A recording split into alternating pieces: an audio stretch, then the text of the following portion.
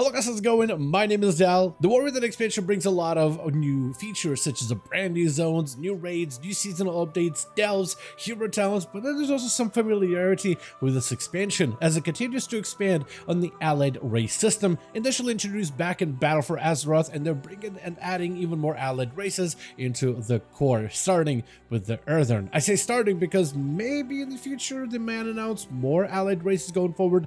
Nothing confirmed for sure, but Haranir as well as the Ascended Nerubians I feel like could easily be added as we head into future updates. That being said, the EARTHEN could actually be earned really early into this expansion's release, as a lot of the side objectives and unique storylines that you must complete in order to earn them could actually be done even right now in the early access version of the War Within expansion. Now, the early access version of the game is not the same as the release version, so right now technically EARTHEN are not quite levelable or playable just yet, but I was able to complete all the hard parts of getting EARTHEN, and all Blizzard has to do is flip a switch and I have them added to my collection instantly, just like that. So in this video I'm going to go over exactly the steps you need to take in order to unlock the EARTHEN as a playable allied race for the War Within expansion, and hopefully with the game going into the official release we'll start seeing even more EARTHEN running around all over Azeroth. As always though, if you guys do want to see more guides like these for the War Within expansion, be sure to follow the channel and subscribe. Otherwise, let's dive right in.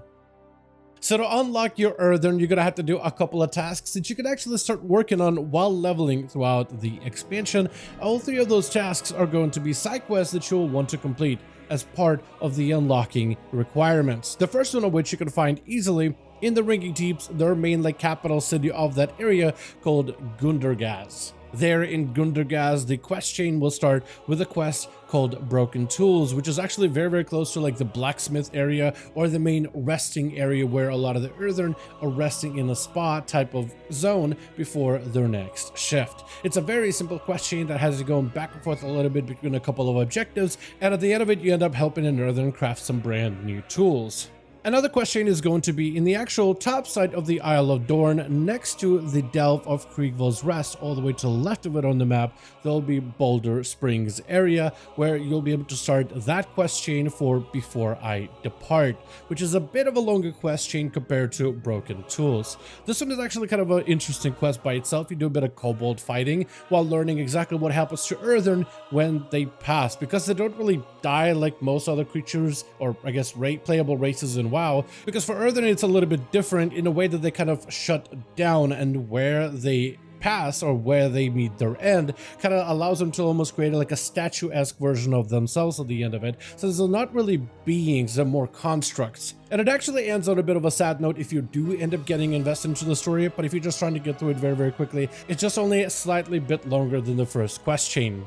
Now, the final quest chain will be How Scandalous, and will actually begin in the main city of Dornagal. But it's a pretty long quest chain that eventually does end in the Ringing Deeps. You start the quest chain by picking up How Scandalous from Aldra, somewhere kind of near the Stone Shaper's Atrium, more like topside area where a lot of the councilmen would normally be found. And it's a very long quest chain, but it showcases a little bit of the society that the EARTHEN have been able to build themselves, and some of the infighting that goes on between the various different factions of the EARTHEN. It's a very long quest chain. This will probably took me the longest though. It is simple, but it's just a lot of different objectives. However, it's an excellent source of renown. So if you are behind renown for one reason or another, with the Council of Dornagal in particular, this one is incredibly efficient when it comes to catching up with the renown, as this whole big quest chain is almost made up of little quest chains, and at the end of all of them you get a bit of renown, which allows you to really boost yourself through the Council of Dornagal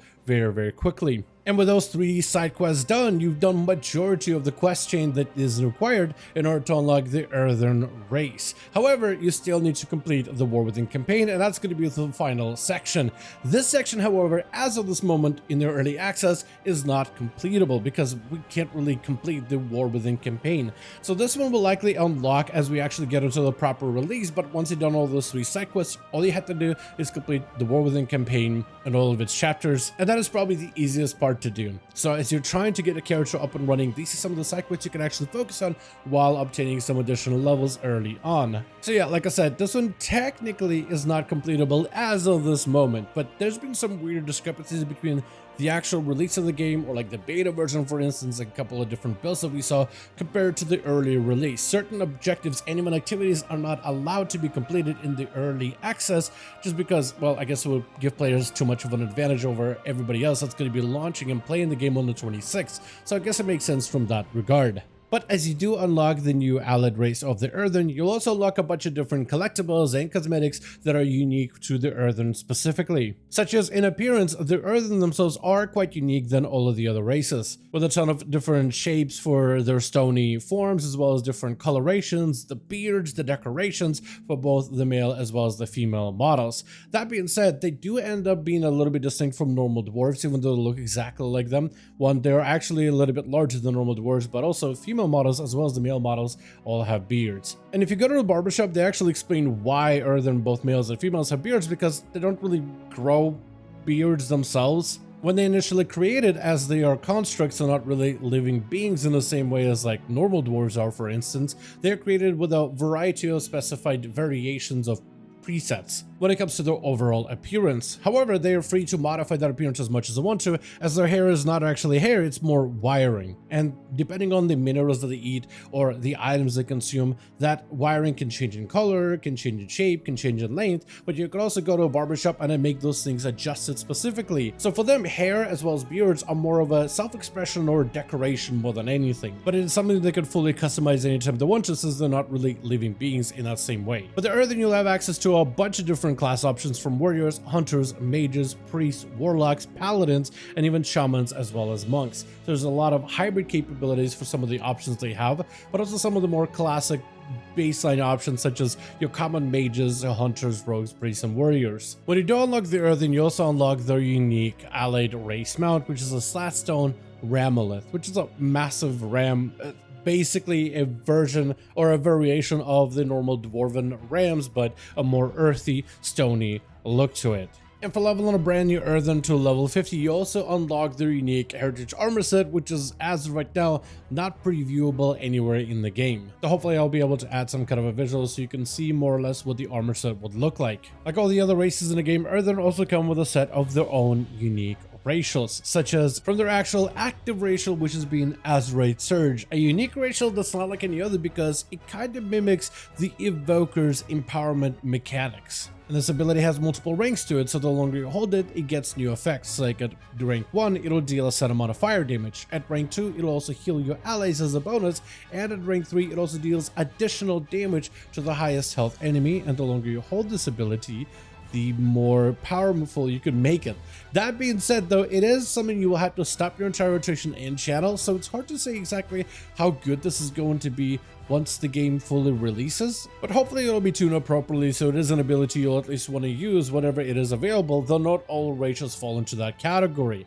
However, even though their active racial may not be something that everybody is going to be excited about, their passive racials are actually quite interesting. When leveling your brand new Earthen, they have Wide-Eyed Wanderer, so whenever you gain experience from exploring new places, you gain 200% additional exploration experience, which can be quite huge, because imagine just how many zones you're going to be able to rediscover on a brand new character. So the Wide-Eyed Wanderer is going to gain a lot of value as you end up questing out in the open world and exploring more places. When it comes to professions, they have Hyper Productivity, as they will have additional 25 Finesse, and Finesse increases your chance of gathering additional materials.